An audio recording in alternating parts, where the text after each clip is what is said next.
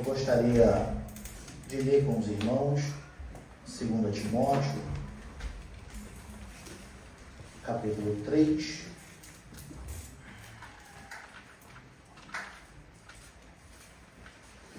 Segundo Timóteo, capítulo 3, versículos, do primeiro versículo até o versículo de número 9. Diz assim: sabe, porém, isto, que nos últimos dias sobrevirão tempos trabalhosos, porque haverá homens, e aqui não é homem só do sexo masculino, mas pessoas, seres humanos, amantes de si mesmos, avarentos, presunçosos, soberbos, blasfemos, desobedientes a pais e mães, ingratos, profanos, sem afeto natural, irreconciliáveis, caluniadores, incontinentes, cruéis, sem amor para com os outros, traidores, obstinados, orgulhosos, mais amigos dos deleites do que amigos de Deus, tendo aparência de piedade, mas negando a eficácia dela. Destes, afasta-te, porque deste número são os que introduzem pelas casas e levam cativas mulheres nécias carregadas de pecados, levadas de várias concupiscências, que aprendem sempre e nunca podem chegar ao conhecimento da verdade. E como Janes e Jambres resistiram a Moisés, assim também estes resistem à verdade, sendo homens corruptos de entendimentos e réprobos quanto à fé. Não irão, porém, avante, porque a todos será manifesto o seu desvario, como também o foi o daqueles. Amém? Amados, o assunto que eu quero tratar com os irmãos aqui hoje, né, embora seja um culto, como foi falado pelo presbítero, terceiro domingo, normalmente a gente faz um culto mais voltado ao assunto para a família, e hoje eu quero tratar de um assunto não diretamente à família, como a gente normalmente faz, mas sim sobre essa astúcia, essa sutileza de Satanás em querer destruir os lares. Nós sabemos que a igreja, ela é formada por famílias. Se tem uma família bem, a igreja vai bem. Se a tua família vai mal, a igreja vai mal. Porque a igreja, ela é formada por famílias. Podemos ver aqui dentro hoje. Por isso, nós costumamos ensinar, nós costumamos dizer que a igreja começa dentro da tua casa. O culto a Deus, o ser cristão, viver em Cristo, começa dentro do lar. Não é dentro da igreja. Não é porque vem a igreja, que é crente, que é cristão, mas você vive como um cristão. Você fala como um cristão. Você dá exemplo como um cristão.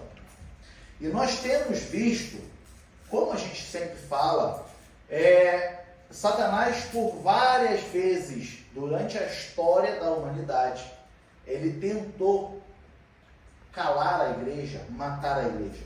Eu costumo dizer que Satanás, ele não é inimigo de Deus, porque ele não tem poder para se equiparar a Deus. Um piscar de olho de Deus sobre Satanás e já era Satanás.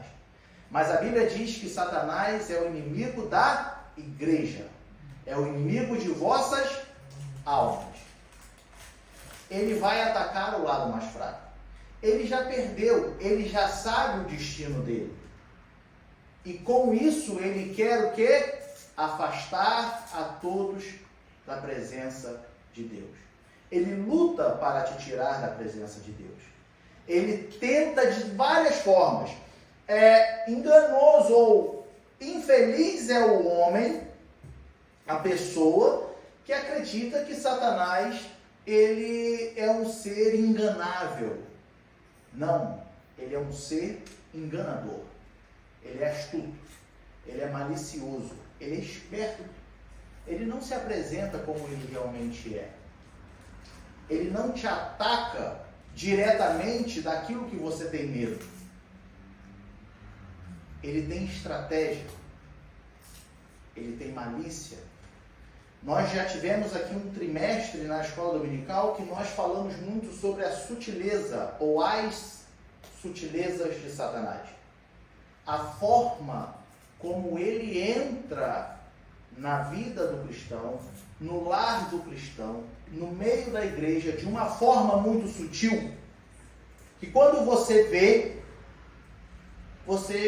a igreja já está contaminada, a sua casa já está contaminada, você já acha aquilo normal, você já acha aquilo sem importância, isso não tem problema, isso é assim mesmo, por conta da sutileza que Satanás usa, ou ele é sutil em querer atacar.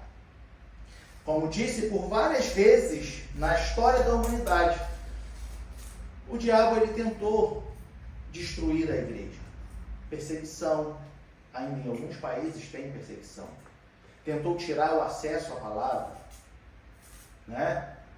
Quantos anos a igreja ficou sem a palavra, tendo só um domínio, e aí aconteceu tudo que os irmãos já sabem da história. Tentou destruir de várias formas. Sendo que hoje, os últimos tempos, os últimos dias, Satanás, ele tem tentado atacar a família. Ele tem atacado a família. Ele tem tentado entrar lá na raiz. Por quê? Assim como você e eu sabemos, Satanás também sabe muito bem que se a tua casa estiver destruída, o seu culto estará destruído. A tua igreja estará destruída. Se você chegar aqui para cultuar com a mente totalmente carregada nos problemas que você vai ter que enfrentar quando chegar em casa, dificilmente você vai conseguir se alegrar na presença do Senhor. Já houve casos da pessoa chegar, sentar e chorar somente o culto inteiro. E no final do culto falar, tá tudo bem? Não, porque eu não sei como é que eu vou lidar com o meu problema em casa. E a pessoa usar o momento de vir à igreja como um momento para fugir do problema. Uma pausa do seu problema. Isso não é cultuar. Isso não é estar na presença de Deus. Uma coisa é você chegar aqui, quebrantar o teu coração, e você orar a Deus, e você sentir vontade de chorar na presença de Deus, apresentando a Deus os seus problemas. Outra coisa é você chegar aqui e não se desligar daquilo que está lá fora. Passar aqui 2 horas do seu tempo sentado, pensando nos seus problemas e não fazendo o que você deve fazer. Olha o que o presbítero disse em relação aos louvores. Vim falar com Deus. Vim dizer para Ele. Você já orou aqui e já apresentou a sua vida a Deus? Ah, mas Ele me conhece. Mas a Bíblia também diz que Ele quer que a gente fale. A Bíblia também diz que Ele quer que a gente confesse. O que você já fez aqui hoje? Você já conseguiu falar com Ele hoje? Satanás, ele sempre vai usar astúcias, sutilezas para tentar comprometer a vida da igreja. O que eu quero falar aqui hoje é um assunto muito extenso. muito extenso. E por isso nós vamos falar de uma forma bem rasa, bem superficial, que é o famoso progressismo. O progressismo, ele tem crescido dentro da igreja. O progressismo, ele tem crescido dentro dos lares. Por quê? Porque os nossos filhos têm ido para as escolas e lá eles têm aprendido tudo. Que eu digo que 80%, se não tudo, é contra os princípios bíblicos. E aí lembra que a gente falou na escola dominical? Que tem muitos pais que têm preguiça de ensinar os seus filhos. Preguiça no sentido de depois a gente vê. Ah, filho, interessante. Depois a gente conversa. Só que o tempo passa e você não conversa. Meu irmão, o que é o progressismo? O que essa palavra tem a ver com as escolas, com as famílias, com o ensinamento na igreja? Como eu disse, muito tem se crescido dentro da igreja. Mas cresce dentro da igreja, porque primeiro cresceu no seu lar. É ensinado dentro da igreja, porque dentro da sua casa você acredita assim. Temas que abordam o progressismo. Vamos lá. Liberalismo teológico. Liberalismo. Teísmo. Meu irmão, o que é teísmo? Nós vamos falar um pouquinho. O que é o teísmo? É teologia da libertação. Mas não é a libertação em Cristo, não. Tá? Teologia feminista. Teologia negra. Teologia queer. Progressismo.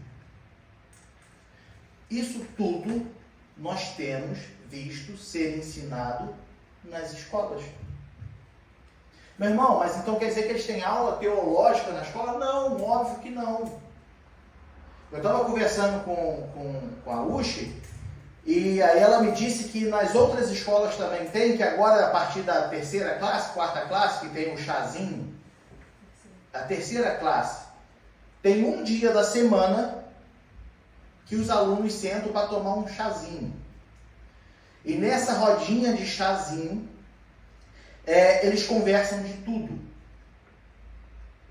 E muitos dos assuntos que conversa ali é falado para eles que, olha, teus pais não precisam nem saber o que a gente está conversando aqui. Teus pais não precisam nem saber. Isso aqui, ó, é uma coisinha nossa. Minha filha tem isso. Aí, conversando com a Uchi, a gente viu que na escola de um também tem, na escola de outro também tem. E o que está sendo ensinado? O que está sendo conversado? Eu falei pela manhã da minha filha, fazendo perguntas já sobre namoro, sobre essas coisas, com 10 anos de idade, porque ela ouviu na escola. E ela aprendeu na escola que menino pode amar menino. Que menina pode amar menina. E aí eu falei, tá, filha, mas que amor? Porque você deve amar uma menina como sua amiga, como uma irmã. Não, pai, a tia falou que eu posso amá-la para casar com ela.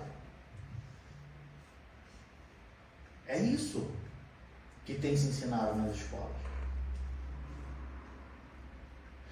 E aí, teu filho chega em casa, você não se preocupa, porque você está cheio, né, das suas tarefas, você está cheio dos seus trabalhos, você está cansado, você está estressado.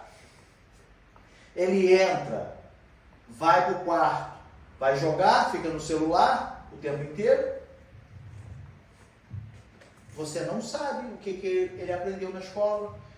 Nem a matéria que ele teve na escola, você não sabe o que ele estudou naquele dia. Foi alemão? Foi matemática? O que ele aprendeu naquele dia?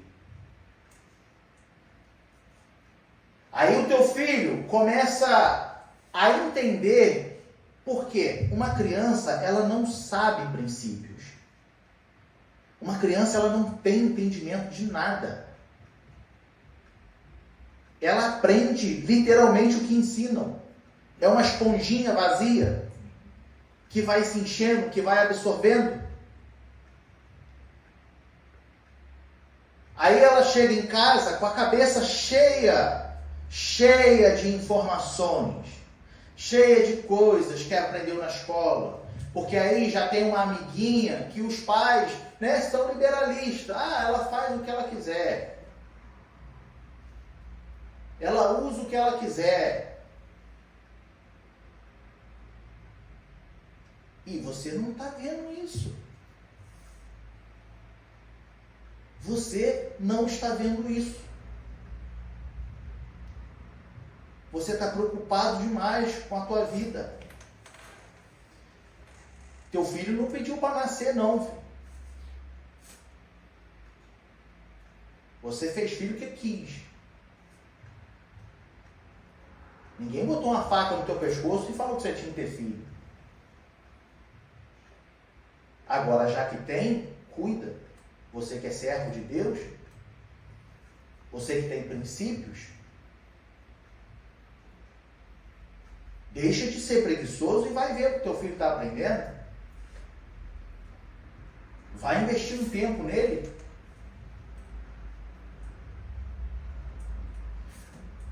As crianças têm chegado em casa com a mente totalmente poluída.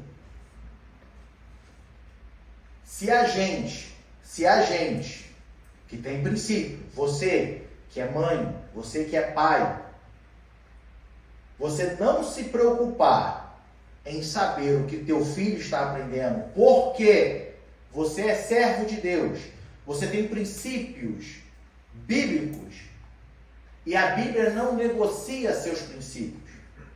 A Bíblia, Jesus disse assim, olha, passarão o céu e a terra, mas a minha palavra não vai passar. Vai acabar o mundo, vai entrar o mundo em colapso, vai dar guerra, mas a palavra é a mesma. A Bíblia, ela não negocia seus princípios. E nós temos que combater. Porque o liberalismo, relativismo, isso é muito relativo. Temos que ver. Porque é cultural. Veja bem, a mesma Bíblia que é pregada na Alemanha, é pregada na China, é pregada no Japão, é pregada na Nigéria, é pregada no Brasil, é pregada no mundo inteiro. E lá em Apocalipse, ele diz assim, ai daquele que tirar uma vírgula, ou acrescentar qualquer vírgula. Ai daquele. Ai de quem acrescentar. Ai de quem tirar qualquer que seja uma dessas palavras. Entende? Nosso irmão está vendo ali, Apocalipse 22, 18, 19. Pode botar lá para a gente. Porque eu testifico a todo aquele que ouvir as palavras da profecia deste livro que, se alguém lhes acrescentar alguma coisa, Deus fará vir sobre ele as pragas que estão escritas nesse livro. E se alguém tirar qualquer palavra desta profecia, Deus tirará a sua parte da árvore da vida e da cidade santa que estão escritas neste livro. Ai de quem acrescentar. Meu irmão, é porque a gente tem que ver, né? Porque a cultura é um pouco... Mas a palavra é a mesma. Porque a cultura é difícil, mas o Deus é um só. E se nós temos que nos converter, converter é mudança de direção. Se eu vou para a direita, agora eu vou para a esquerda. Se eu estava indo a norte, eu vou para sul. Mudança de conversão. Ou mudança de direção. Quando a palavra é pregada, a pessoa é liberta. Quando a palavra é pregada, ela é transformada. Então não tem essa de que temos que ser um pouco flexíveis, porque aqui é difícil, porque aqui é a cultura, então a gente tem que meio que adaptar a palavra. O apóstolo Paulo vem dizer em Gálatas capítulo 1, que se um anjo vier e anunciar um evangelho diferente desse, considere anátema. Se um anjo, botou lá, Gálatas capítulo 1, versículo 6, 7 e 8. Ele diz: maravilho-me de que tão depressa passasseis daquele que vos chamou a graça de Cristo para outro evangelho, o qual não é outro, mas há alguns que vos inquietam e querem transtornar o evangelho de Cristo. Mas, ainda que nós mesmos, ou um anjo do céu, vos anunciasse outro evangelho além do que já vos tenho anunciado, seja anátema. O 9. Assim como já vou dissemos, agora de novo também vou digo, se alguém vos anunciar outro evangelho além do que já recebestes, seja anátema. Joga fora, descarta, não dê atenção, ignora, repreenda, seja anátema. A palavra é uma só. Os princípios bíblicos é um só, não são negociáveis. Mas coitadinho do meu filho, coitadinho de mim, do meu marido, da minha esposa, porque vai virar motivo de chacota, vai virar motivo de riso. É o preço que nós vamos pagar. É o preço que nós vamos pagar. Enquanto em alguns países as pessoas morrem literalmente, como na Nigéria, por exemplo, as pessoas morrem, igrejas são queimadas, cheias de cristãos dentro. O que é uma pessoa rir de você aqui na Alemanha, por exemplo? Não é nada. O que é uma pessoa te ignorar, debochar de você por causa dos teus princípios? Não é nada. Perto daqueles que literalmente tem que rasgar uma folha da Bíblia, dobrar e vai baldeando as folhas da Bíblia, porque não podem andar com a Bíblia na mão. Na Nigéria é assim. Eles vão trocando folhas, pedaços de folhas da Bíblia, porque se alguém souber que eles estão lendo a Bíblia, é morte. Veja bem, amados, com o crescimento do progressismo, todas essas teologias que eu falei, todos esses ensinamentos, relativismo, liberalismo, isso tem crescido de uma tal forma que tem levado até os pais a duvidarem da autenticidade da Bíblia. Não, porque meu filho chegou e a professora ou o professor dele é uma pessoa renomada, é uma pessoa cheia de estudo, é uma pessoa que sabe das coisas. Meu irmão, se você for numa faculdade e não tiver a tua fé firme, eles vão te dobrar e te enfiar no bolso. Tem um pastor que eu sigo, Rodrigo Silva. Ele é um grande arqueólogo cristão e eu gosto de ver a parte dos estudos dele de arqueologia. E ele lançou um livro chamado O Ceticismo da Fé. Já tem um tempo que ele lançou esse livro. E eu estava vendo ele explicando por que ele lançou esse livro. Ele é professor de universidade também. E ele disse que ele lançou esse livro, Ceticismo da Fé, para os jovens cristãos que entram nas universidades. Porque ele falou que a quantidade de jovem cristão que entra na universidade e se desvia e se perde é muito grande. Porque às vezes a pessoa vem lá do interior, igual eu venho da cidadezinha, muito simples, com um ensinamentozinho muito humilde.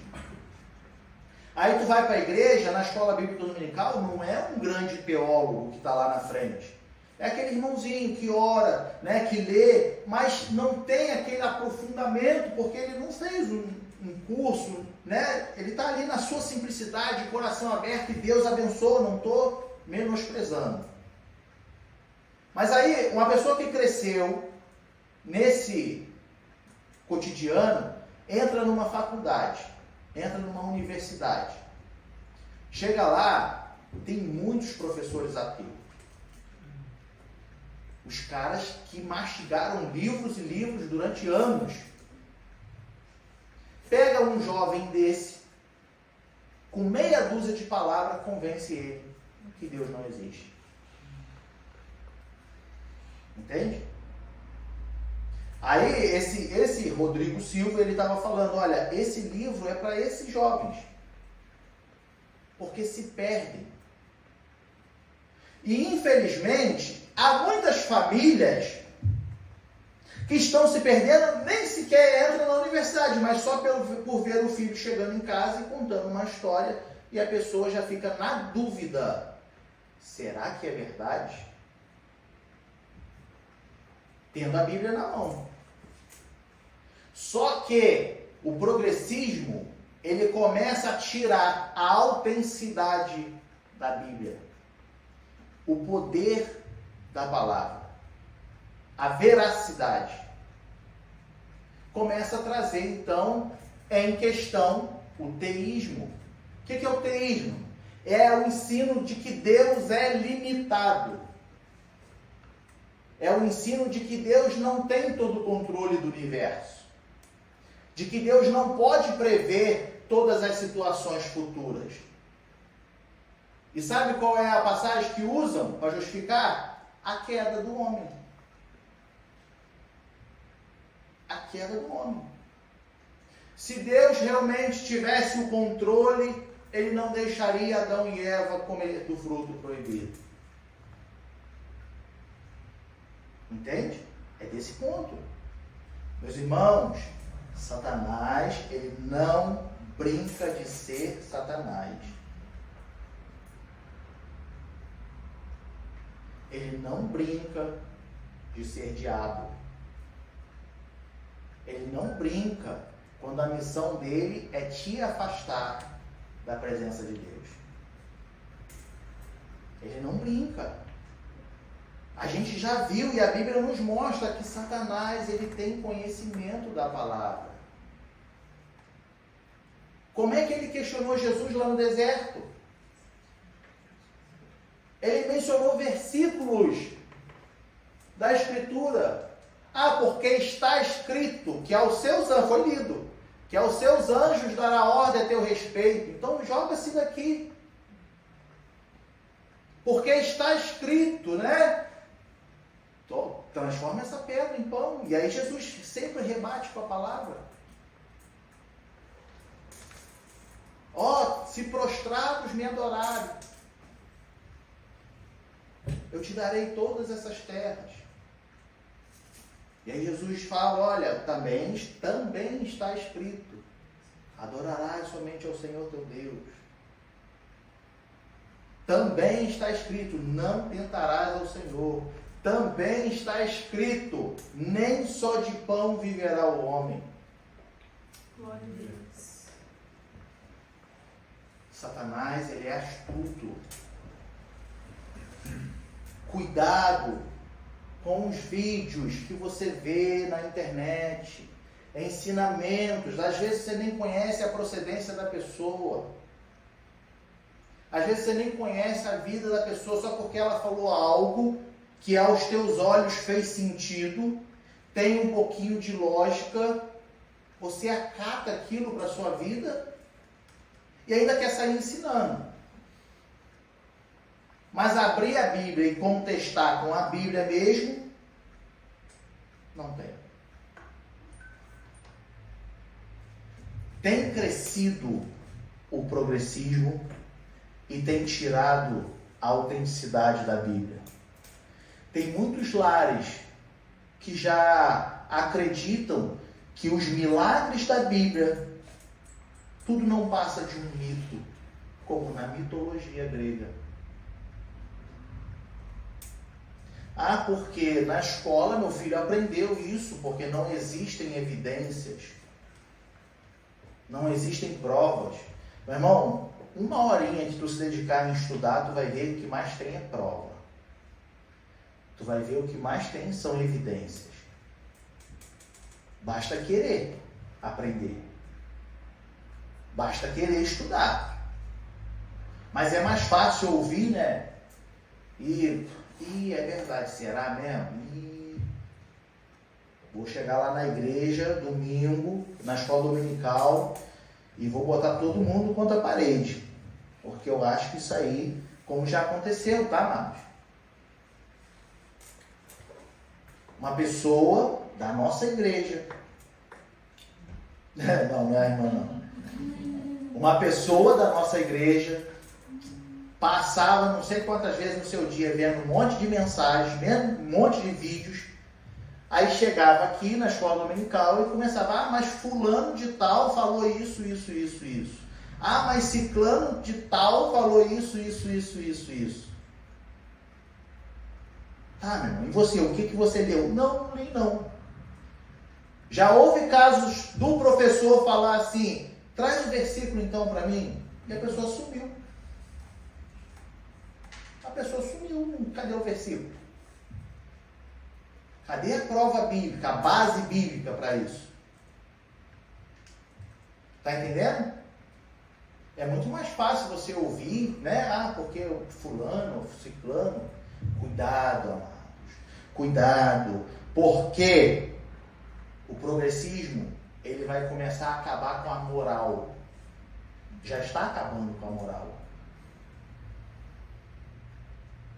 Ele vai começar a te colocar dúvidas no coração sobre a autenticidade da Bíblia, os princípios da Bíblia. Porque esses ensinamentos, quantas vezes eu tenho certeza que você já não ouviu, não sei, num vídeo, um desses negócios aí de rede social, pessoas dizem assim: porque a Bíblia está ultrapassada. Eu tenho certeza que pelo menos uma vez você já deve ter ouvido isso. Eu não seja de tabela, né? A Bíblia está ultrapassada. A Bíblia precisa ser reescrita. E tem gente que está aceitando isso. Tem gente que está concordando com isso. Aí começa a vir junto a corrupção da fé. O que é a corrupção da fé? O que o apóstolo Paulo diz aqui, por exemplo. Homens amantes de si mesmos, avarentos, enganosos, parecem piedosos, mas não sabem a eficácia dela. Sabe o que é? Os falsos ensinamentos nas igrejas. Pessoas que entram para a igreja, abrem uma igreja e começam só a extorquir a igreja. Ensinamentos distorcidos. Porque Deus vai te dar, porque Deus vai fazer, porque você vai ganhar isso, porque você vai ter isso, porque você vai fazer aquilo. E tem muita gente que está indo. Mas a palavra legítima não é ensinada. Que é o quê? Arrependa-se dos seus pecados. Reconheça Jesus como Senhor. A vida nessa terra é passageira. Aqui você vai ter sofrimento. Aqui você vai ter dor. Mas o nosso destino não é ficar aqui, é subir para o céu.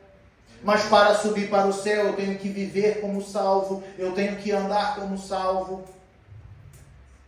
Eu não posso me misturar. Porque só há dois caminhos. Um é céu e o outro é inferno. A gente não vê. Mas a gente vê muito o quê? Vem aqui à frente. Deixa tudo que você tem aí. Que Deus vai te dar em dobro.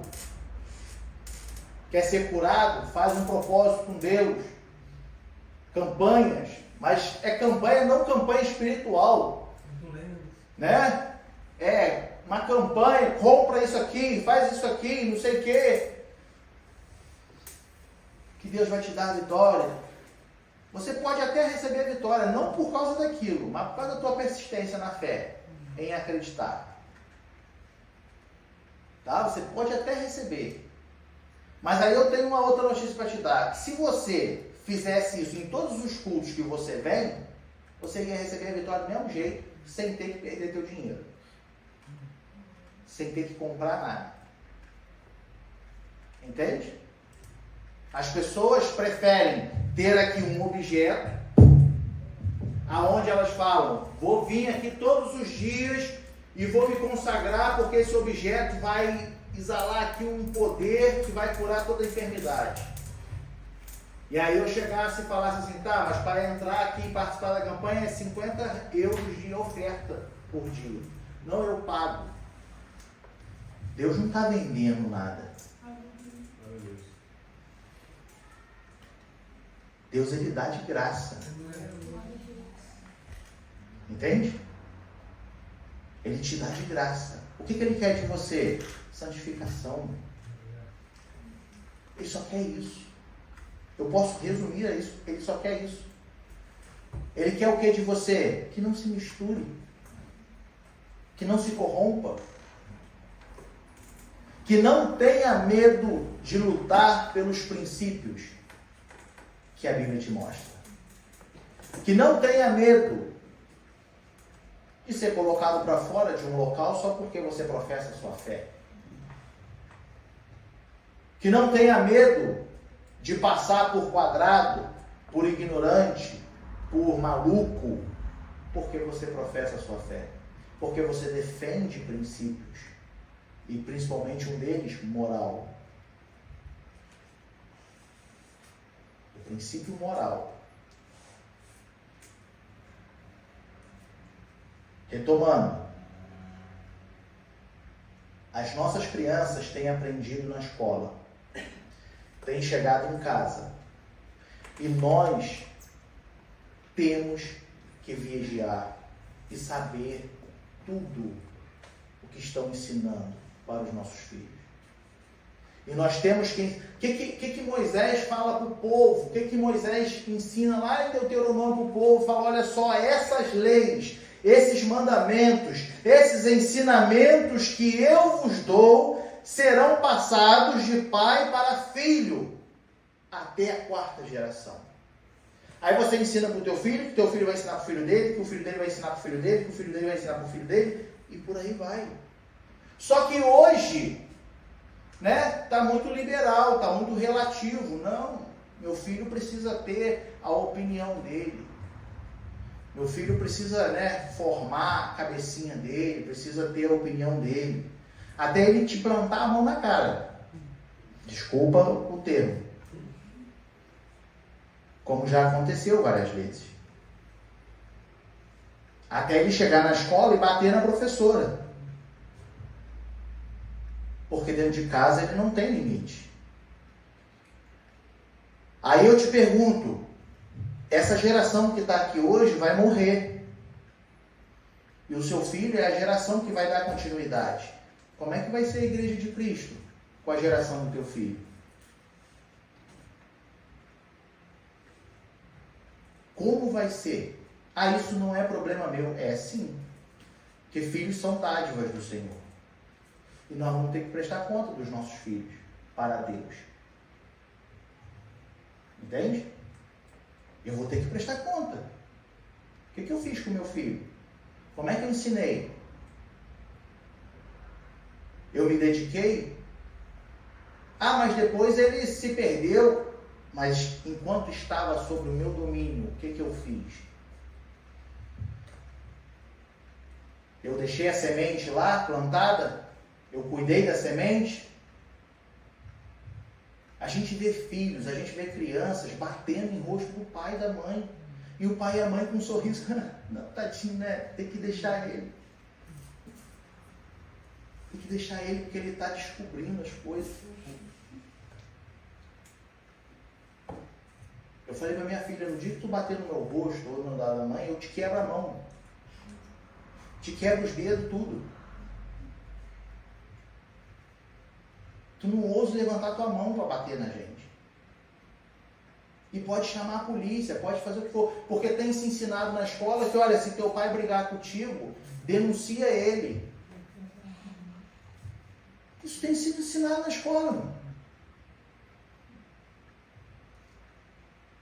E tem filhos de cristãos, de crente, que chega em casa e desacata a mãe e fala, olha, a tia falou que se a senhora brigar comigo, eu posso denunciar a senhora.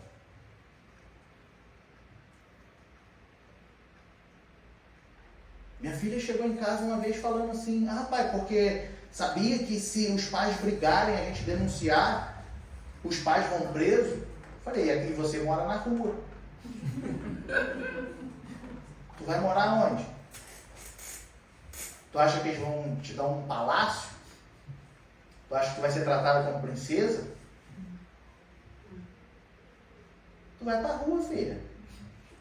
É melhor ganhar uma chapuletada minha dentro de casa do que viver na rua.